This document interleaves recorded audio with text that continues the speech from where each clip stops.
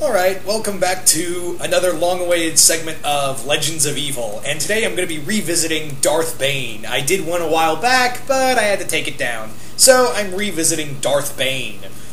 Now, Darth Bane is probably one of the most significant Sith Lords in Star Wars history. Why? Because he actually saved the Sith Empire from falling in on itself. But before I get ahead of myself, let's begin with humble beginnings, so to speak. Now, Darth Bane, his backstory was that he was born as a boy named Dessel on the planet Apathoros. And he was the son of a miner named Hurst, who was this abusive alcoholic who more or less blamed him for the death of his wife because she died in childbirth, giving birth to him, obviously. And he called him the bane of his existence. So, as he was growing, he was forced to work in the mines, and where he was bullied by, his father's friends in the mine, until he started to find out he was Force-sensitive, and subconsciously killed his father in his sleep with the power of the Force. And after killing an officer later on, he fled the planet and found his way to the Brotherhood of Darkness. The Brotherhood of Darkness is a splinter group of the Sith Empire, and that's where he really got to hone his powers, the power of the Force, as well as harness the power of the dark side. And from there, he more or less was beginning to train and learn something. He was starting to realize something the longer the Sith Empire continued.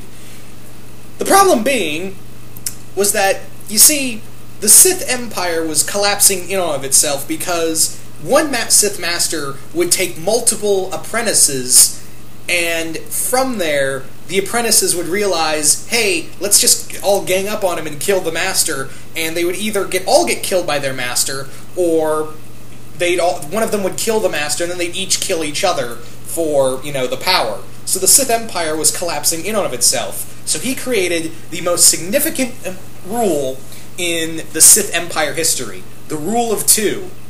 Meaning, there can be only one master, one servant. Sure, there could be other Sith agents with them, but the rule has to stand. There can't be more than one master, one student. Others can, others can listen and learn from them, but there can't be there can't be more than one master, there can't be more than one student. So he created the Rule of Two because he knew that that if the way the Sith Empire was going, it would collapse in on of itself, and there would be no more Sith Empire. So he downsized it into a major level. So he also brought about the long abandoned Sith title Darth, and became Darth Bane from that point. Now, he more or less also began using more Sith holocrons than any other Sith Lord, more or less leaving his thoughts and knowledge behind for other Sith, for future Sith, because he knew one day the apprentice he took was going to betray him, Sirak, who was she was going to betray him, and he knew that one day she'll be the master, and he was fine with it. He was actually pretty fine with this, and more or less it empowered his knowledge into all these other Sith holocrons that were used throughout the entirety of the rest of the Sith. Like, his knowledge was the most needed. He also made a few more things throughout his life. He also more or less had, he made Korriban the Sith capital of the world. The universe, and he knew that the Sith couldn't stay there, so they had to move throughout the galaxy. He also knew how to manipulate people to his advantage. He didn't need to use the Force. He knew how to exploit someone's weakness and have them work for him. He knew that, the Force can help, but it's better to use your words than anything else. So in a way, he is one. Bane in his past was one dangerous.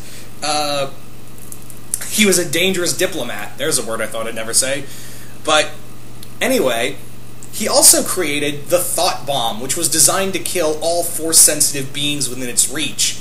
This was something that was vital to him in killing off the other Sith Lords that remained from the Sith Civil Wars. And from there, that's when he, imposed the rule of two. But Bane, like I said, he's probably one of the most, if not the most significant Sith Lord in, the history of Star Wars, because he set up everything that was needed to create the Star Wars universe. Everything he did was needed to create everything you see with from, Sidious to Maul all the way to Sidious and Vader, and even beyond that. So Bane, Darth Bane's influence extended beyond, extended further beyond anything else. But yeah, among other things, he was eventually killed, but it was alongside his new apprentice Zana. But it is kind of alluded to in that book that possibly Bane took over her body and assumed her identity, while the person who, more or less, yeah, Zana killed him in the fight. But it is suspected that Zana was, eventually Bane all along. It's been a while since I've read the Darth Bane books, so you'll have to excuse me if I've misinterpreted anything on that end. But among other things, Bane has recently made his way into animation. Recently, well, not recently, but in the 6th season of Star Wars: The Clone Wars, he actually made an appearance in an episode on a planet called the Sith Homeworld, not Korriban, Moraband, and he actually encountered his spirit, in a way, encountered Yoda. Yoda was on the planet, and Yoda encountered the spirit of Darth Bane, who was voiced by Mark Hamill, obviously Luke Skywalker. So yeah, it's hilarious that the Hope of the Universe, the actor who played the Hope of the Universe, played one of the most terrible beings in Star Wars history. But he's darn good at playing villains. You can't beat that. Yeah. But yes, that was his first time actually being animated. He was also, Darth Revan was also supposed to appear in that episode, but that didn't happen. It's also kind of weird that we see his ghost, the ghost of, or illusion, as Yoda puts it, of Darth Bane, because if memory serves, the power of the dark side corrupts your soul, so you can't really come back as a spirit like the Force. You can use the Force on the Jedi side can. So once you die as a Sith, you're dead for good. So that's the only thing. Like, I guess it was maybe an illusion, or just the power of the dark side so great, and that's also why Bane put all of his knowledge into so many Sith holocrons, because he knew, hey, I ain't coming back, so might want to do this for future generations here. Anyway, so that is pretty much it on all of Darth Bane. I would go into more details, but these segments are more like to give cliff notes on the villains. So I hope you all enjoyed me talking about Darth Bane. Also apologize if I kind of messed up a few things here and there. But yeah, it's been a while since I've read the Darth Bane books, so forgive me if I'm a little rusty on the knowledge. Anyway, once again, hope you all enjoyed this, and I'll see you guys later.